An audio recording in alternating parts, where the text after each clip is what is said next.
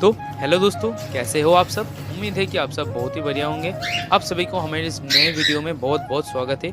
आज हम लोग आप लोगों को दिखाएंगे कि हमारा बर्ड ब्रीडिंग का जो फर्म है वो कैसे चल रहा है। सबसे पहले हम लोग हमारे जो बर्ड्स को सुबह का नाश्ता यानी हरी सब्जियां दे दिया, और यहाँ पे जो मटकियाँ लगाए थे उसमें एक मटकी में 2 अंडा दिया है, और हमारे दूसरे मटकी में उसमें भी 3 अंडा दिया है। पर अभी आप लोगों को दिखा नहीं सकता क्योंकि उसके जो मेल है वो अभी अंडे में बैठा हुआ है, इसीलिए आपको दिखा नहीं सकता। ऐसे ही बहुत अच्छा अच्छा वीडियो आप लोगों को हमारे इस चैनल पे मिल जाएगा, तो चैनल को सब्सक्राइब कर लीजिए।